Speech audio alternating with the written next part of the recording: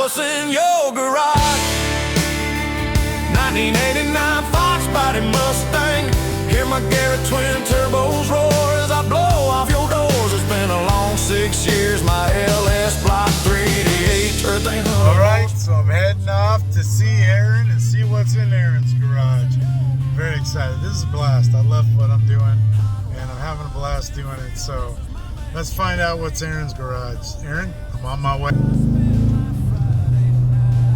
Hey, I'm Aaron from Forrest Automotive, and I have a junky old Fox body that we race. Well, we'll attempt to race here. So Look at this. So tell me about this car.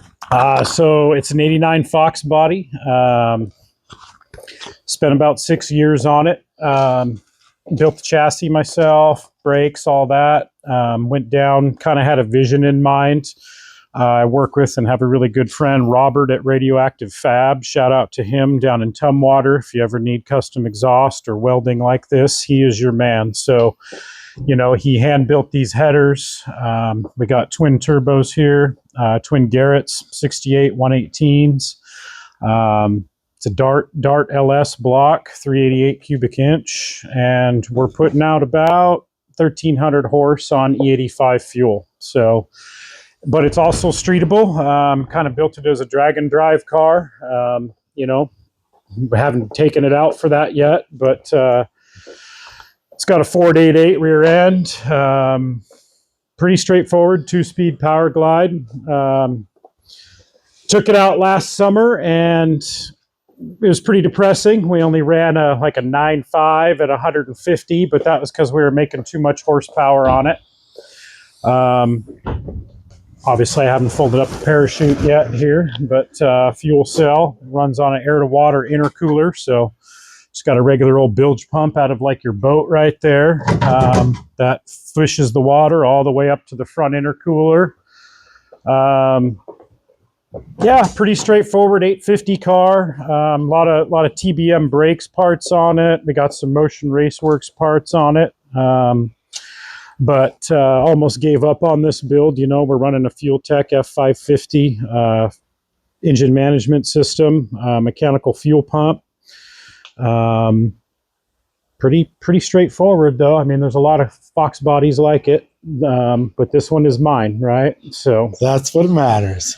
But dual beadlock Sanders wheels, Moser rear end, and it's a street car.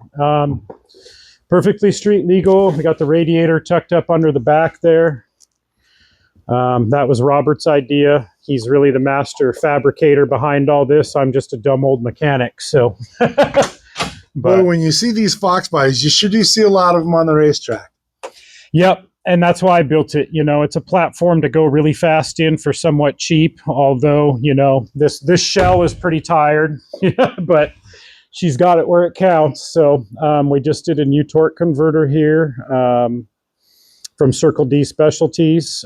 So it's really ready to eat this year. It's ready to go, as good as we'll get. And we can fire it up for you if you really want. Sure. All right.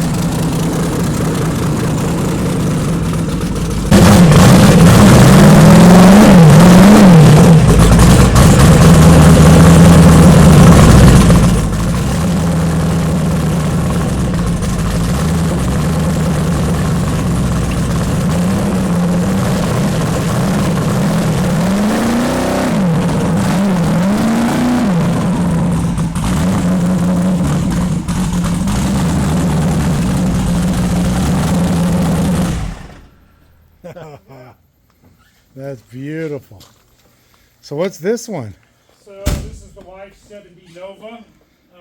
Did a trade deal with a buddy on this one, and it's always a work in progress for about 3 years. So it's a 4-speed car. They never put a big block on a 4-speed in the 70, I believe. So bought it this way. It was a 1990s restoration, if you can't tell from the headrests there. Got the old Heartbeat of America.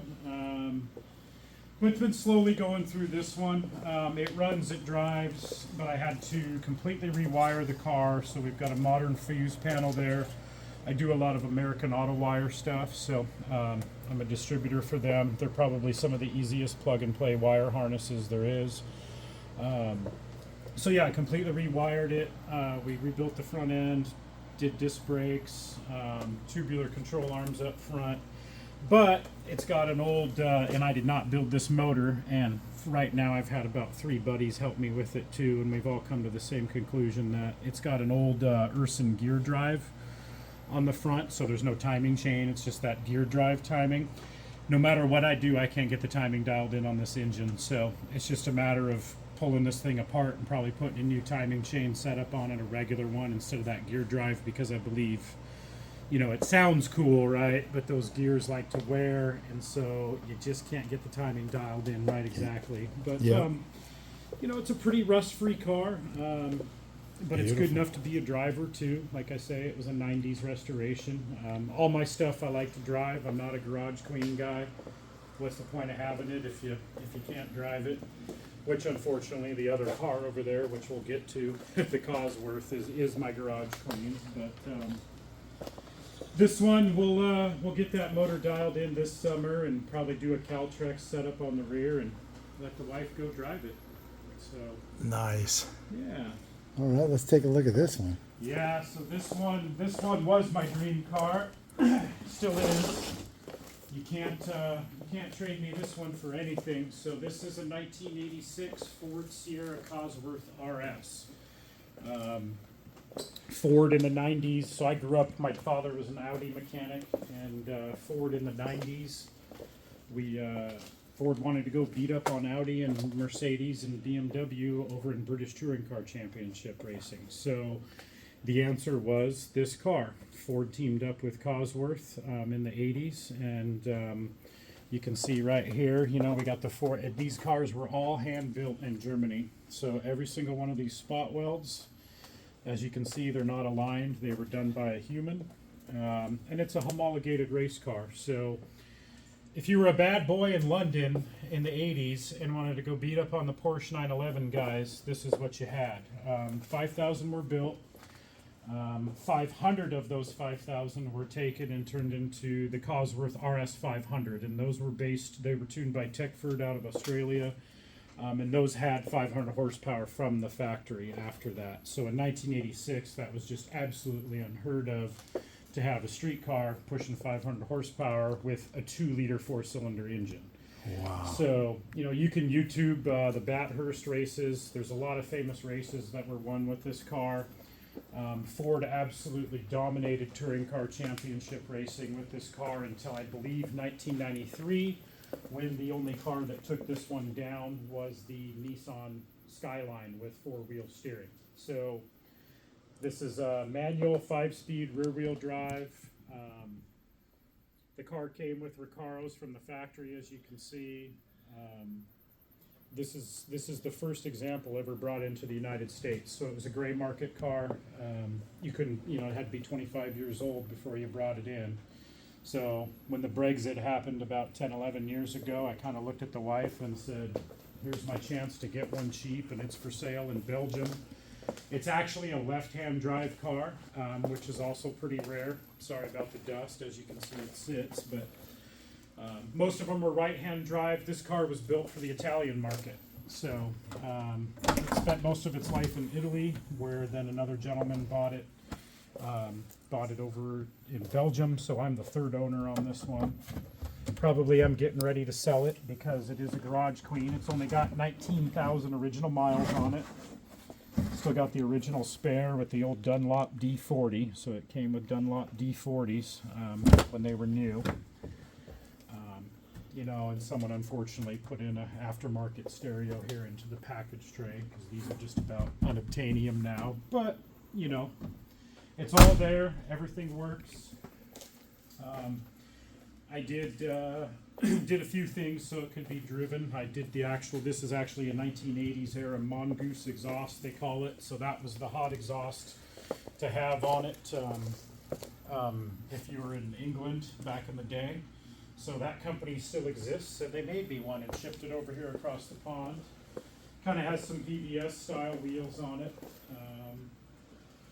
Other things I've done was just to preserve the history of the car. I took the factory radiator out because it's just unobtainium and plastic.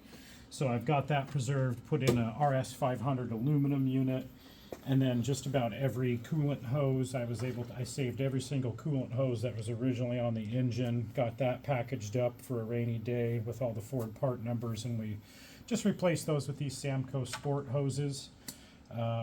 Did a cold air intake on it because I like to hear turbo noises and the turbo flutter when you shift, but from the factory I still have the factory air box.